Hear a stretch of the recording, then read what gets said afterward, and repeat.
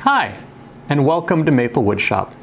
My name is Mike Schloff, and I founded Maplewoodshop to help all children develop life skills through woodworking.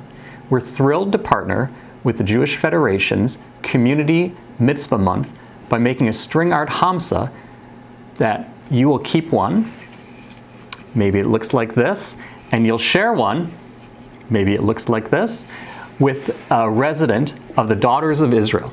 They are going to love your design.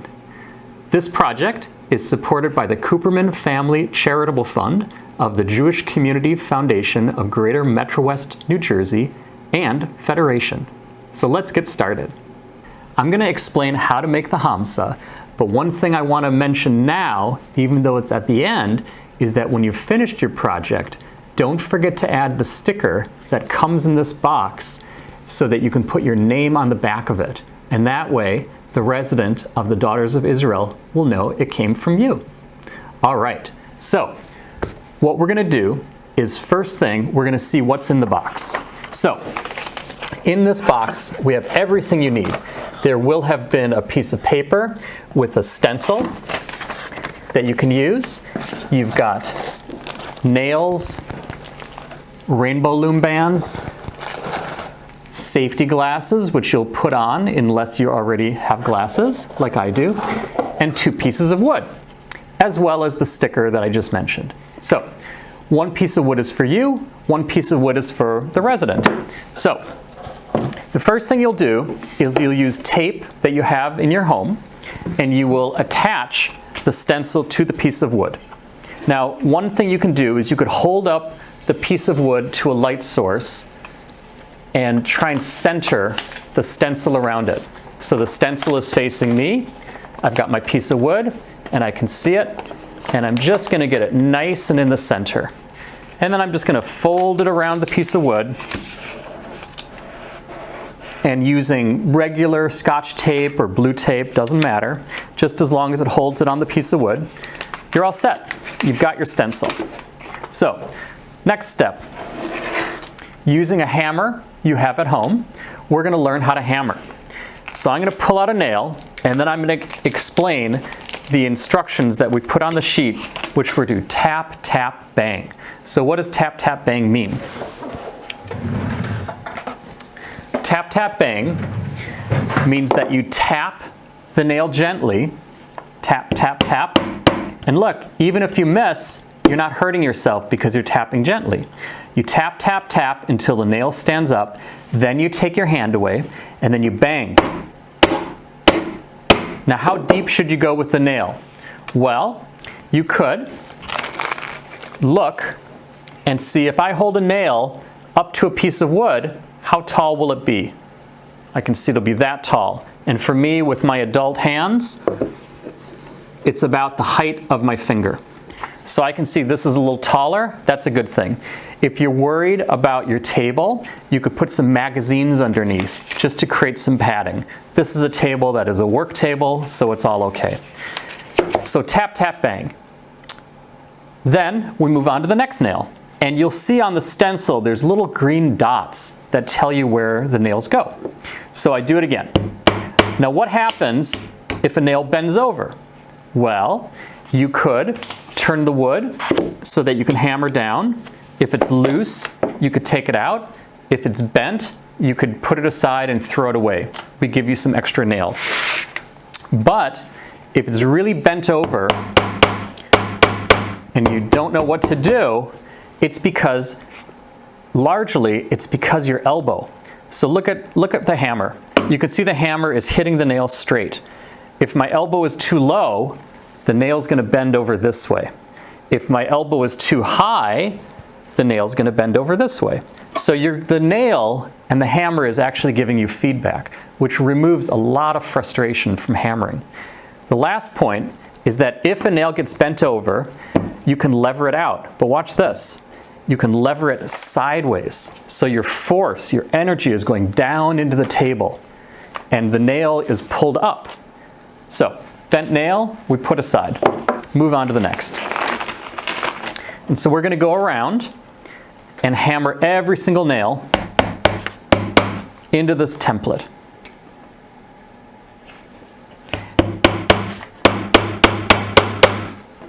So tap, tap, bang. Tap, tap, gentle. Move the hand.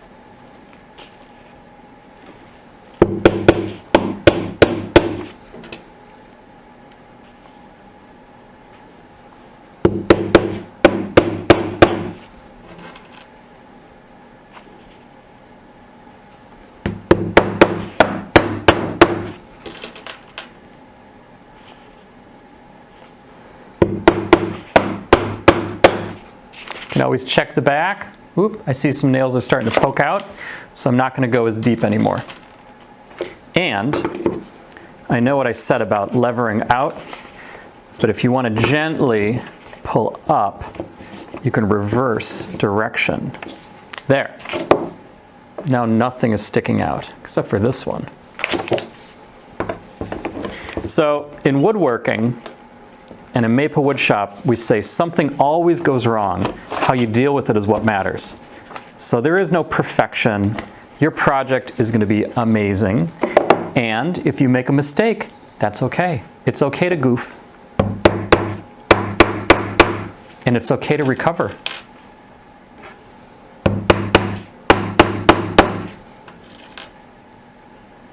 Now, if you have small hands, if you're a child, a great trick is to put your thumb on the top of the hammer and to grab the bottom of the hammer. The longer the hammer, the more force you have. So if you grip up here, it's hard to get a lot of force. But if you grip at the bottom, like a baseball bat, you get more force. And if you put your thumb on top, you can aim the hammer better. Now, I know I just said that, but for me, what does that mean? My elbow was too low.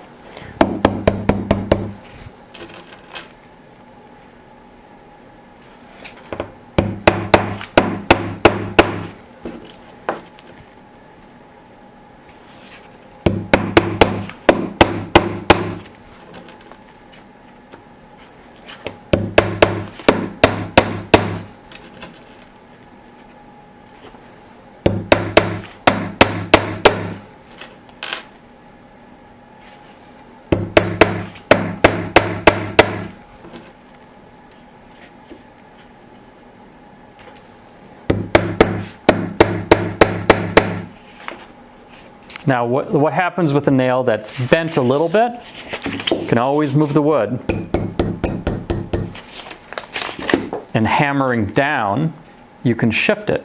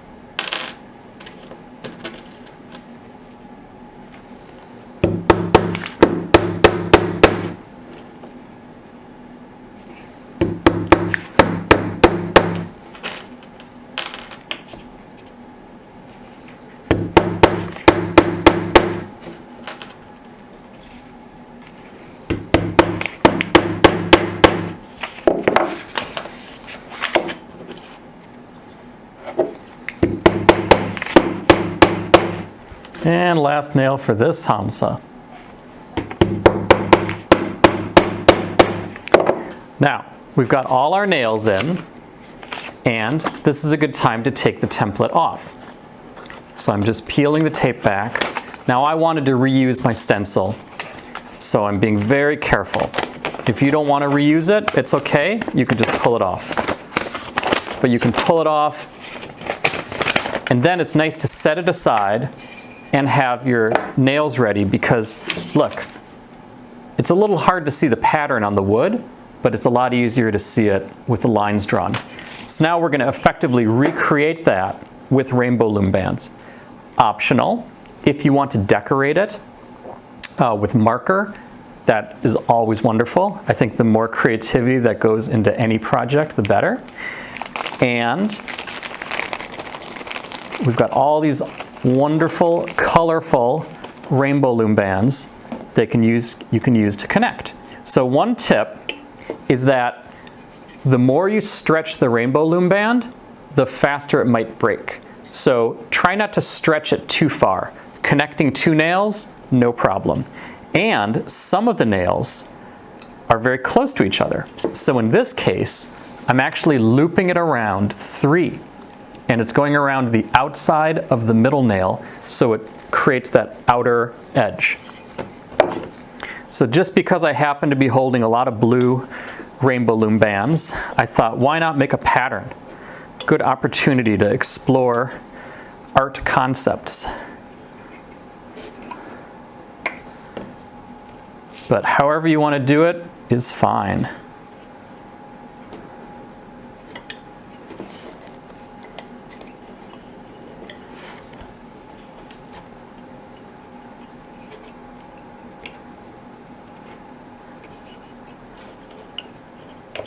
So go around and we think about what's a nice bold color that might stand out in the center.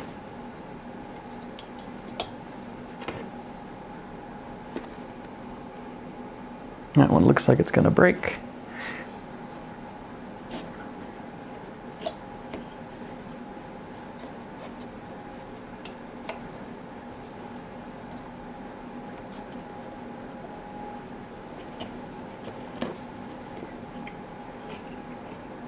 So look, it's starting to take shape. Can you see it?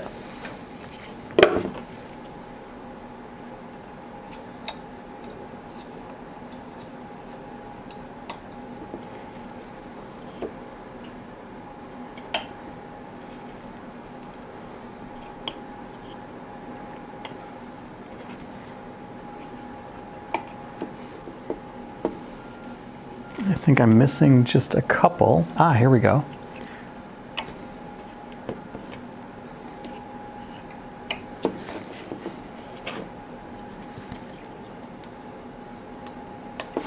So let's evaluate one more. And I think we've got our pattern. So there we go. Now you've made a hamsa. And yours will be unique, just as you are unique. And the resident at the Daughters of Israel will be very grateful to have yours. So thank you very much. And if you'd like to know more about Federation, please inquire. And if you'd like to know more about Maplewoodshop, please go to www.maplewoodshop.com. Thank you very much.